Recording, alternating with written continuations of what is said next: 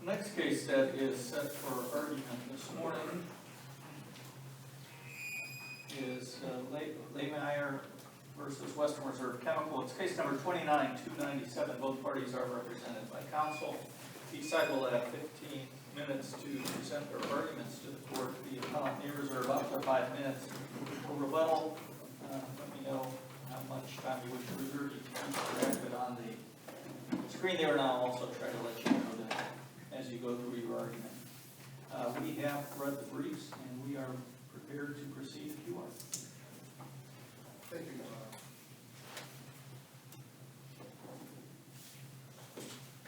Good morning. Morning, Russ. May you reserve time? I will reserve 5 minutes. 5 minutes, all right, thank you. May it please the court, I am here on behalf of the appellant, AnnMarie Lehmier. This, I will note, is the second appeal in this case. We were here once before, about a year ago, as this court is aware. And we're here this time because of two issues raised in the last Court of Appeals opinion. One related to the insufficiency of my complaint in the original action. And the other one related to the retaliation claim. Let me deal with the insufficiency of the complaint.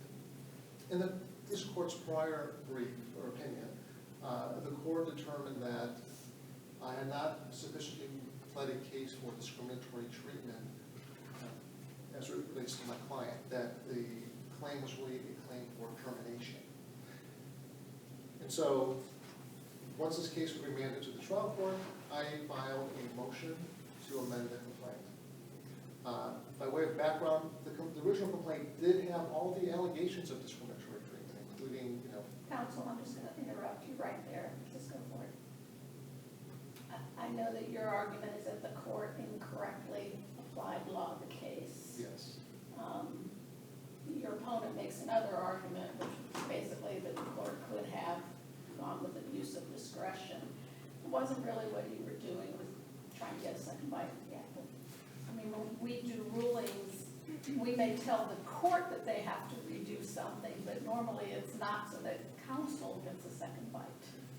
Well, Your Honor, I don't believe that it's a second bite of the apple, because I don't think the issue of those claims were, the issue of whether I could amend the complaint was never addressed. And the issue, if I should have amended the complaint, never came up until after the summary judgment decision by the court. Because at the time, the complaint contained all those allegations. And it was, not only was there an allegation that there was discriminatory treatment in the facts of the complaint, was also in the prayer for the complaint as well. The issue was, in my count, I believe it was count 1, it only mentioned in terms of the relief or the claim discriminatory treatment. So everyone was aware that I was making these claims. And I believed I was making these claims. But it became clear after this court made a decision that those claims weren't sufficiently pled. So all I was doing was trying to plead those claims so I could bring those claims to the attention of the court. Keep in mind, the trial court on remand actually did entertain a second motion for summary judgment. And it could have dealt with those claims on that motion, but I never had an opportunity to present my arguments on the discriminatory treatment to the court. Counsel, on the motion for leave to amend, was the amended complaint attached? I don't believe, I don't recall if we did. Okay, is it in the record? We obviously will look at the record, I just. Right. I thought I attached it, but it's possible it wasn't attached. So, but my point was, I never had a chance to present those claims to the court. The court essentially said you didn't make the claims. So, knowing that we were going to be remanded and going back to trial, and there would be a second bite at the apple for defendant to do a summary judgment motion, I wanted to get those claims in front of the court so the court could actually consider them. They have not been considered at this point in time. And, since this court can consider the motion to amend at the first appeal, it can't be law of the case. So I believe that the trial court made an error of law in using that doctrine. I believe what it should have done was ruled on my motion to amend, either allowed or disallowed, and then I could have appealed that. But instead of making a decision on the merits, it said law of the case, and it's popular. Would you agree that had it done the latter, it would have been an abuse of discretion analysis by this court. I believe that's correct, Your Honor. But I do believe that the way Civil 15 is worded, it says that it shall be freely given if justice so requires. And in this case, I mean, these were issues that we went through depositions on, we talked about the travel policy. There were issues there were facts that were already present, so it wouldn't have been that difficult for the court just to include it in the next summary judgment motion and consider it that. There's also pretty significant case law that says, once you get to the point you got in the proceedings, it's deemed to be prejudicial to the other side. The court's within its right not to include. Of course, we don't have that argument before us. We don't have that. Okay. I would have liked to have made the argument, and that's what I'm asking this court to do. Let me make that argument to the trial court and present those arguments. The second issue that came out of the last appeals decision was the issue of retaliation. And this court actually remanded that issue back to the trial court for consideration. And if I'm reading the court of this court's opinion correctly, this court essentially said that the trial court did not consider the fourth prong of the retaliation claim, which is showing a causal connection between protected activity and the adverse action. So, on remand, the trial court essentially read the briefs and said that we only presented two reasons for the causal connection. One was timing, and the other reason was that we only relied solely upon AnnMarie Lehmier's own affidavit, a self-serving affidavit. Well, that's simply not true. We also attached the affidavit of Pam Dangle, who was an employee who worked there as well, who testified that Ron Anderson, the owner of West Resort Chemical, had told Pam that AnnMarie was not in danger of being fired, but that she probably was ignored, she was not a good salesperson. And that was on February 11th, prior to this presentation, this evaluation meeting, if you will. After that meeting occurred, the owner of the company essentially said she did a great job, and he was very surprised. So the point of that is that evidence by an independent third party, which the court did not consider, goes to the issue of, was her termination on the mind of the boss of Mr. Ron Anderson at that time? Clearly it was not. He explicitly said he wasn't going to terminate her prior to the hearing. After the hearing, he said she did a great job and he was surprised. That being said, from that date, which was the February 12th, to the 25th when she was fired, the only thing that occurred that could have changed his mind was a discussion between AnnMarie and her supervisor, Tony Hall, where she told Tony that Ron previously had made derogatory gender comments to her. When she complained to Tony, it was only after that she got terminated. She was there for about a year. She'd never been written up. She had never been noticed for termination. She'd never been disciplined. And even though she had this presentation where she did a spectacular job, up to that point in time, no one said she was going to be terminated. Even the owner said that. So my position is that, yes, timing is not the sole factor in determining whether or not, the reason for her termination, but it's clearly significant that within 10 days after she complains about those comments, she is terminated without a warning. So I believe the timing is important. It's not just everything, but the second point is that the causal connection is also established by that affidavit of Pam Dangle, which was ignored by the trial court. So for the trial court, if you read its decision, only mentions AnnMarie's affidavit. Now, the second issue that comes up with that is once we establish the causal connection, the employer has the right to offer a legitimate reason, then we can claim its pretext. And the employer is claiming that they had a legitimate reason based on poor performance and AnnMarie's Lehmier's failure to travel. Okay. First off, those arguments were raised in a different aspect of their complaint. I don't believe those arguments apply to this piece, because in the other piece we're talking about discriminatory termination based upon gender. This has nothing to do with performance, this has nothing to do with travel. My claim is not that she was performing poorly or not traveling. My claim is that she was terminated because of these statements. And that shows that, so the analysis in the prior claim doesn't really apply to this particular retaliation claim. Let me close and let you know you're at about the 5-minute mark. Okay. You can continue if you'd like, but just so you know, you'll be into your rebuttal time. Okay. I'll actually stop now and reserve the balance. Then you'll have 5 minutes and 3 seconds for rebuttal. All right, counsel, you'll have 15 minutes. Let me see, I think I have Attorney Justice Soar as counsel of record. Hi, this is Brian Coulter from my office, and he entered an appearance last week, I believe. Okay, thank you for that. He'll be arguing. Thank Go you. ahead, Attorney. We'll hear from you. Good morning, panel. My name is Brian Fulcher. I'm an attorney with the law firm Ketterer here on behalf of Appellees, Western Reserve Chemical, Ron Anderson, and Tony Hall. I'll start by responding to the first assignment of error regarding the law of the case doctrine.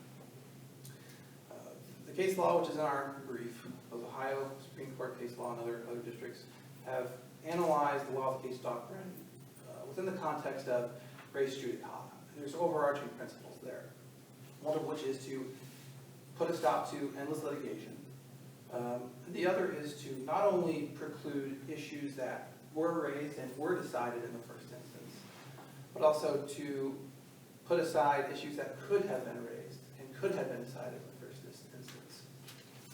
And in Ms. Lehmier's motion to amend her complaint, it's in the record, it's quite threadbare. It argues that there's a recent 9th District authority which has opened the door to a discrimination claim premised upon terms and conditions. Now, in light of that new law, she was seeking to amend her complaint to include that added claim.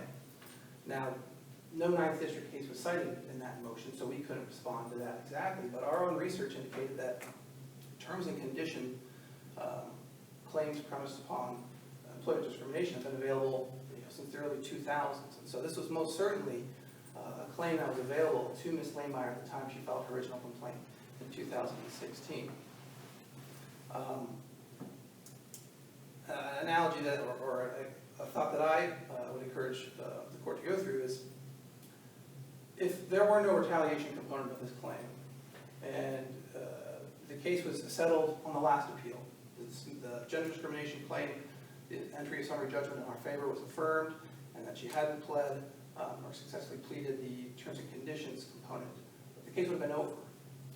Would Ms. Lehmier have been allowed the next day to come to the trial court and file an identical lawsuit on the same case, same controversy, same facts, alleging terms and conditions as a premise of discrimination and not termination? The answer to that is clearly no. And as a follow-up to this, even if for some reason the reliance on the law of the case doctrine were technically incorrect, the fact remains that it was in the judge's discretion to deny a motion for leave to amend a complaint, whether it's not timely, and it would cause prejudice for the other party. In this case, and that we mentioned in our brief, this court has talked about instances in which a quote-unquote, specter of prejudice arises, where a party seeks to amend its pleading in response to a 12B motion. Here, we're well past 12B. We're past discovery, we're past dispositive motions. We have a ruling on a dispositive motion and a ruling on appeal. So, Counsel, the trial court didn't utilize that discretion, did it? well, the trial court's entry on the motion for leave is actually, I think, a little broader than just law of the case. It's actually the second page of the trial court's entry, which says, based upon the law of the case doctrine, plaintiff's motion for leave to file any complaint is denied. If plaintiff disagreed with the decision made by the Court of Appeals, her remedy was to appeal that decision. Plaintiff cannot now seek to raise facts or issues which could have been raised in the original complaint. So certainly the court does say that based upon the law of the case doctrine. And then specifically says that on the top of the last page, based on the law of the case doctrine, Correct. plaintiff's motion for leave to file amended complaint is denied. Correct. Correct. But the last sentence of that paragraph, clearly the court's making the judgment here that this claim was available when she first filed her complaint. She could have included it in that complaint, but she did not. And your argument would be, excuse me, because I think law of the case can be broadly interpreted, you're relying more on the res judicata aspect of it. Sure, the authorities included in our brief assess them sort of as part and parcel. I would certainly argue that if not one, it's certainly the other. But I think in any event, the court's denial of this motion was absolutely justified and well within its discretion. With respect to the second assignment of error, I'm actually going to start with, there were two sub-issues raised in that assignment of error. The second one related to this notion of a discriminatory travel policy, and that the trial court somehow erred in not finding for Ms. Lehmier because she was terminated for her failure to abide by that allegedly discriminatory policy. In this court's first decision on the first appeal, it aptly noted there is no evidence of a discriminatory travel policy.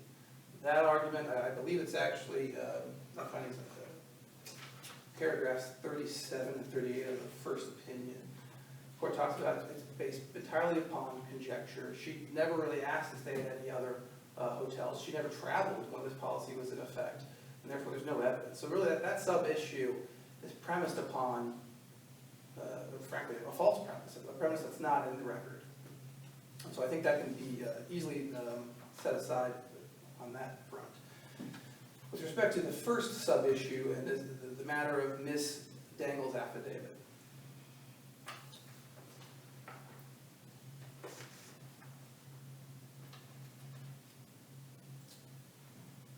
it's important to note that on this appeal, the trial court found that there was both no evidence of causation and no evidence of pretext. This district has held that in order to show evidence of causation, there must be evidence of a nexus. Evidence of a nexus between the protected activity and the termination or the adverse employment action. Opposing counsel's concern or argument is that it appears that the trial court neglected this Dangle affidavit. I think what's more telling about the trial court's analysis is that this Dangle's affidavit has no relation whatsoever to the issue of causation or pretext, because her affidavit speaks only of performance.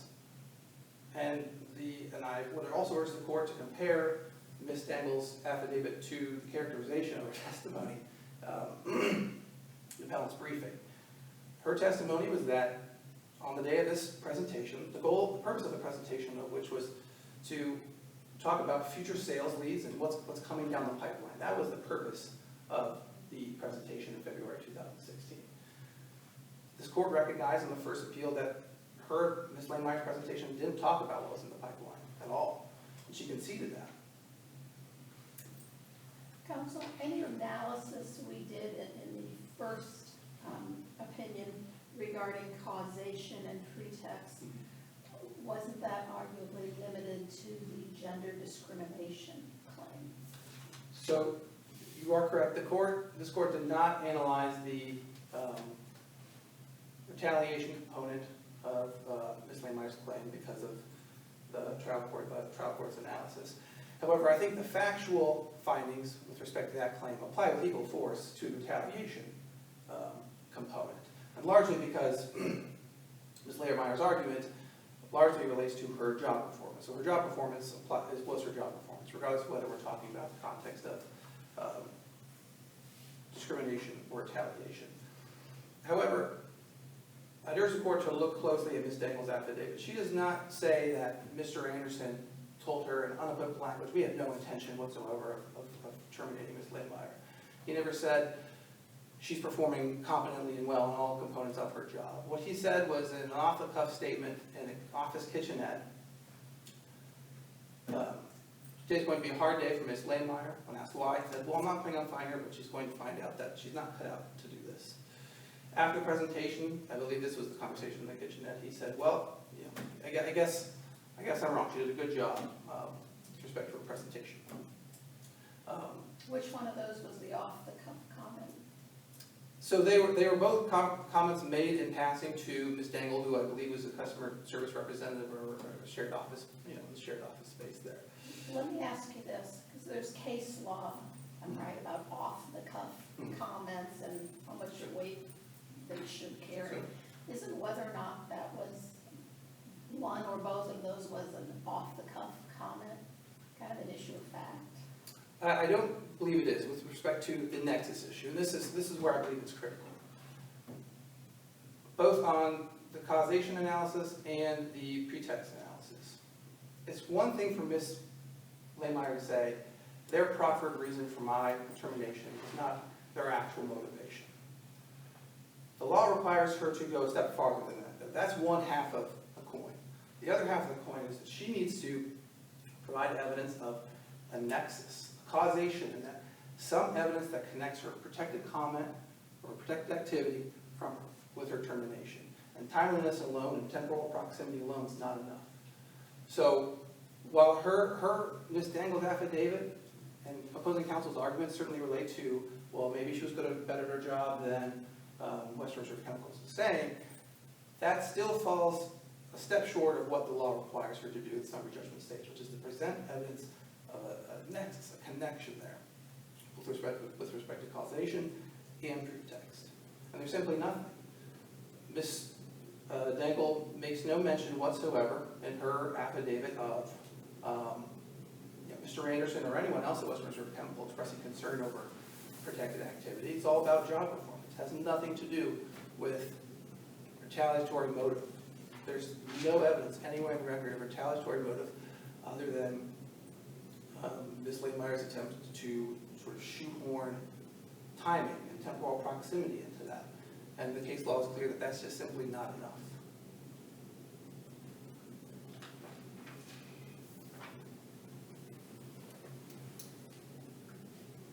But does the trial court analyze that, or does the trial court, in stating that I don't see any reason why the ruling on gender discrimination doesn't equally apply to the retaliation claim, shortchange that analysis? I mean, that's all we have at the end of the trial court's entry on the summary judgment.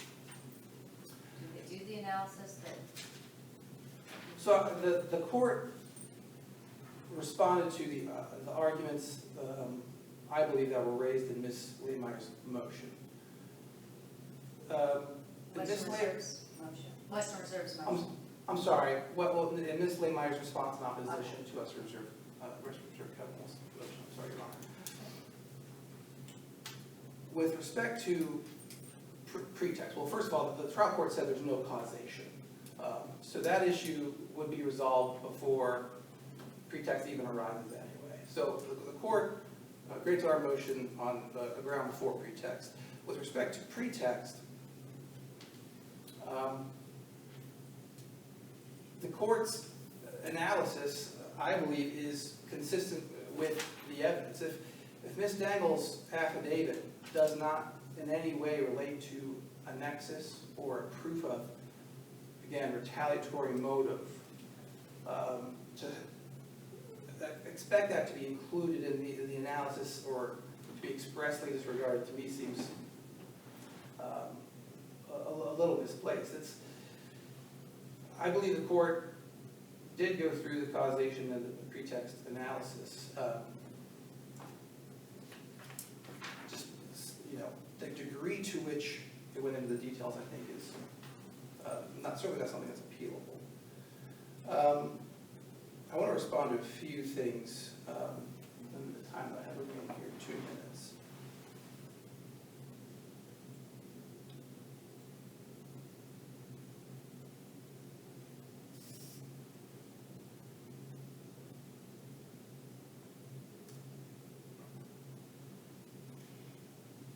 Opposing counsel mentioned that the only thing that occurred between the date of Ms.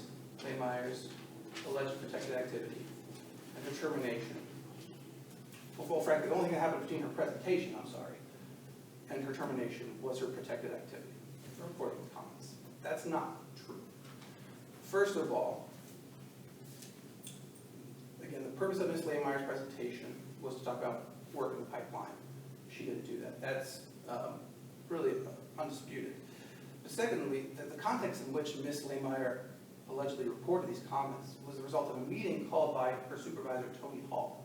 Tony Hall called the meeting because weeks had passed and still there was nothing in the pipeline. Still she was not traveling. Still she was not doing a major component of her job. And in response to those criticisms, that's when Ms. Lehmier allegedly made these statements. And so this notion that she was affirmatively told that she was doing a great job, she was doing what she was supposed to do, and the only thing that changed were these protected activity. That's simply not true. It's not supported by the record. She was repeatedly, from October of 2015 to February of 2016, repeatedly told she needed to get out to her sales territory, which is outside the state of Ohio, and develop work. In the last appeal, again, even though it was in the context of the gender discrimination claim, this court analyzed and looked at her calendars and what's on the record and found that, in fact, there is no evidence that she traveled, despite being a traveling salesperson, from December to February 2016.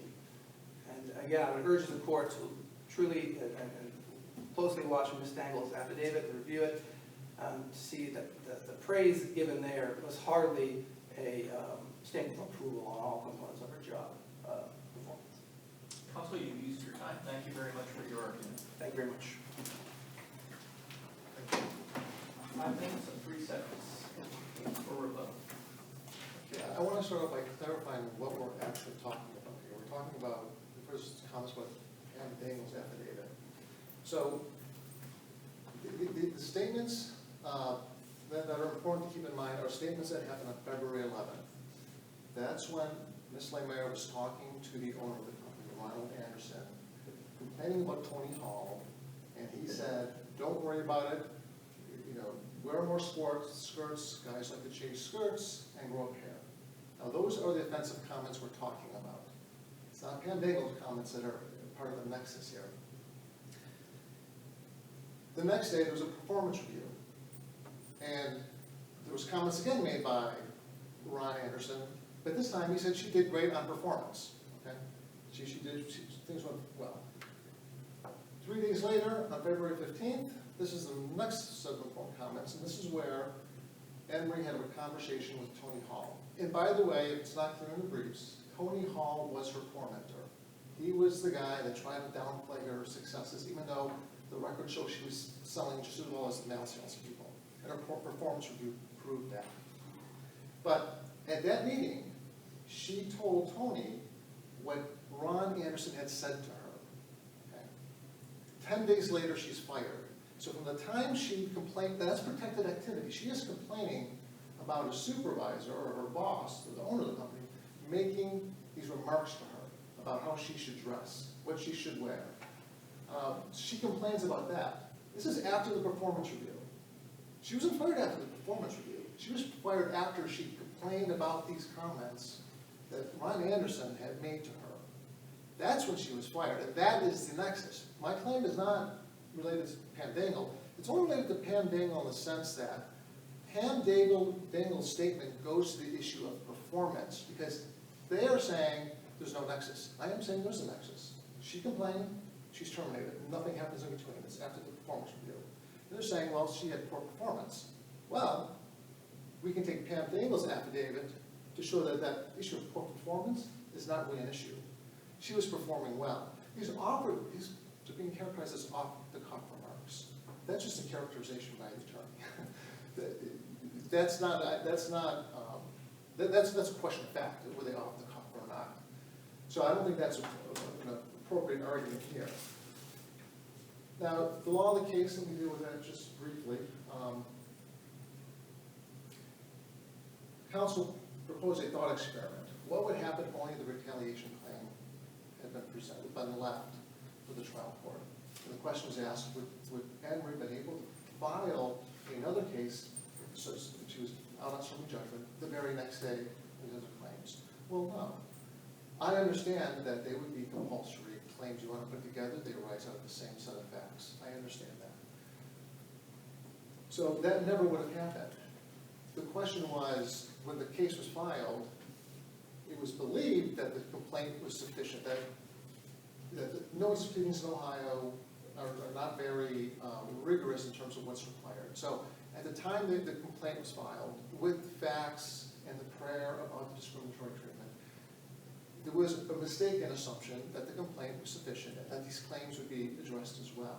Obviously, the courts disagreed, and so on remand, we asked the court to consider that. And again, we're just asking the court to consider those claims without dismissing them summarily.